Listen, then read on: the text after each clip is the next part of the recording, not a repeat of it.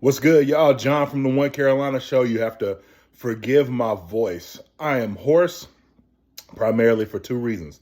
Number one, battling a cold. Number two, screaming at this amazing game. What a game, man. Um, you know, this team just gets better and better as time goes along, right? And there was a moment.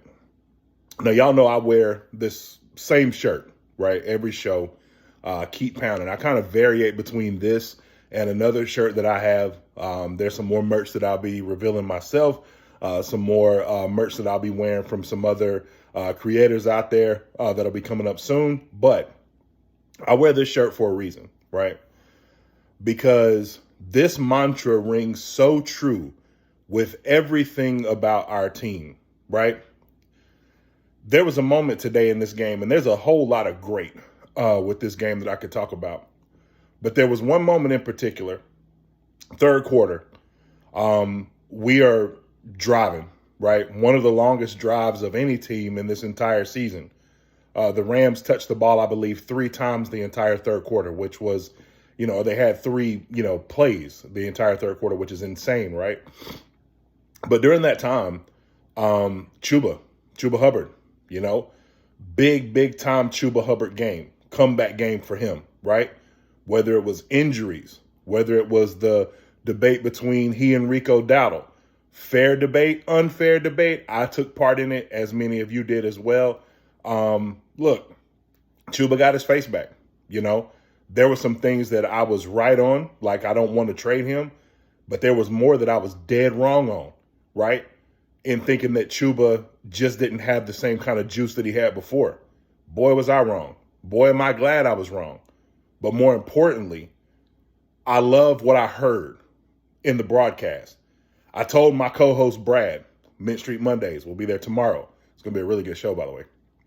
But I told my co-host Brad, I said, man, there was a moment where I got a little misty-eyed. I'm not even going to lie, man, because seeing a guy like Chuba come back, living out this keep pounding mantra, right?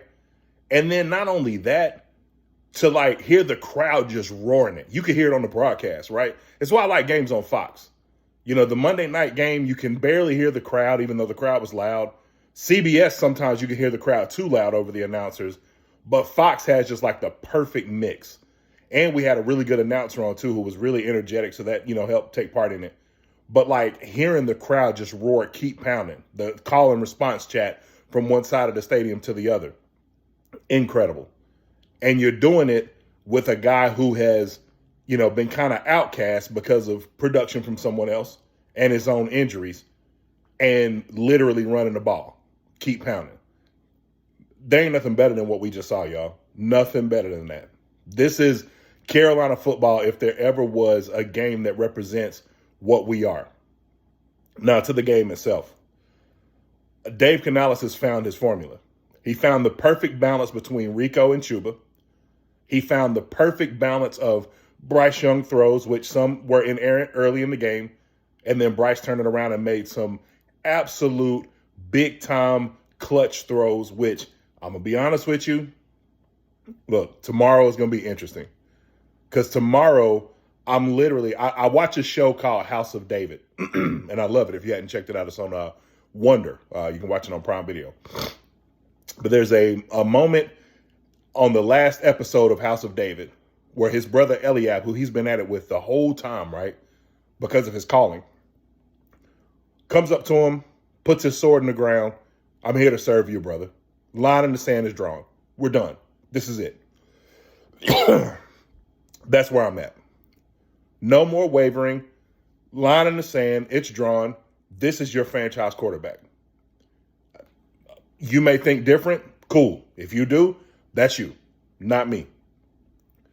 He has shown and proven time and time again that he can handle the big moments. And when the game plan and everything comes together, because there were some moments today where you could see a couple of errant throws. If they keep going to him, and don't establish a rhythm with the running game, things like that, you could see it going sideways. Nope. Stuck to what we do best. Keep pounding. Ran the ball. Good balance. And then he does the rest. Man, this was This was an incredible win. And now that puts us in position. We are a half game back from Tampa. This is going to be absolute cinema down the stretch. Those last two games between us and Tampa is going to be cinema. I think we can take care of the other games in front of us. We got Seattle, we got New Orleans, and then it's them twice. We got a bye week. We can come back rested.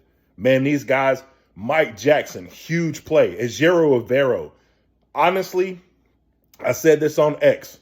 Ejiro Evero out here trying to get a job.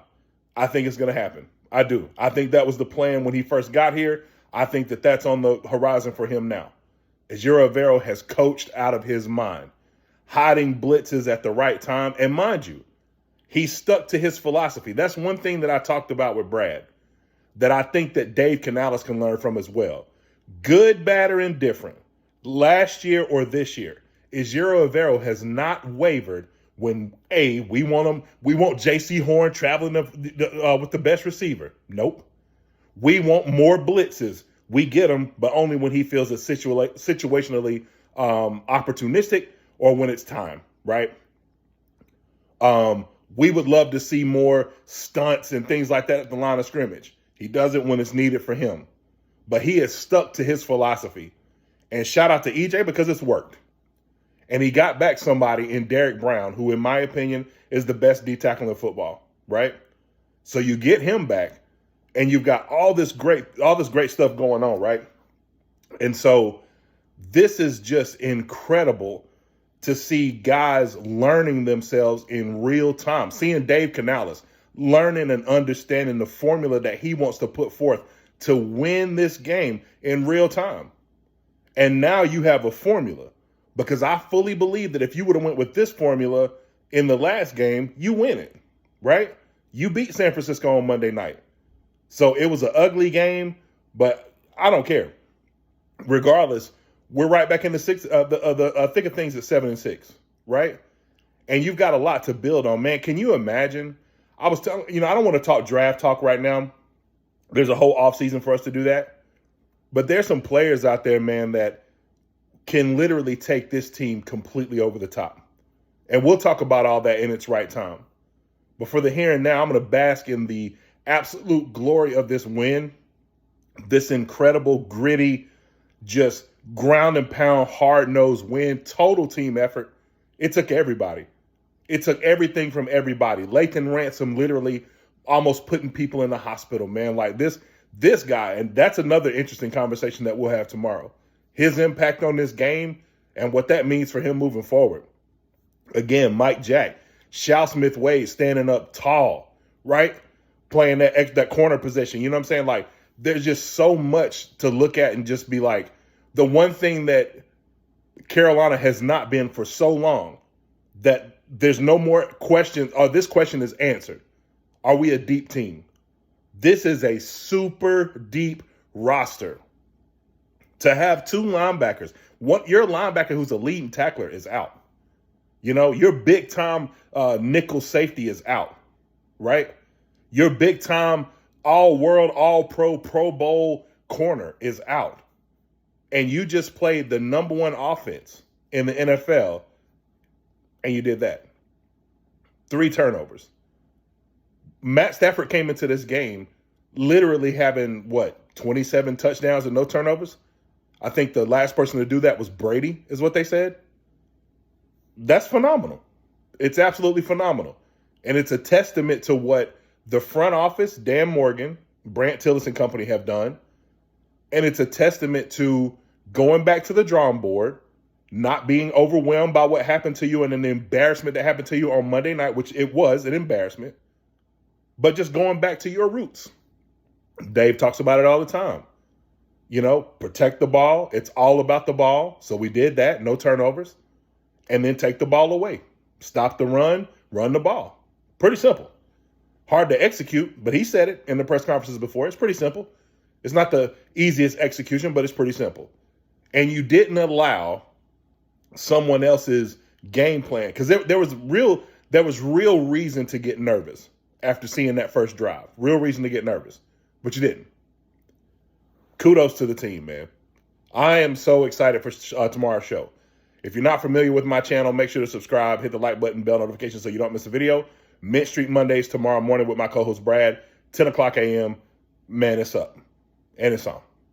I'm excited, y'all. Can't wait. Keep pounding.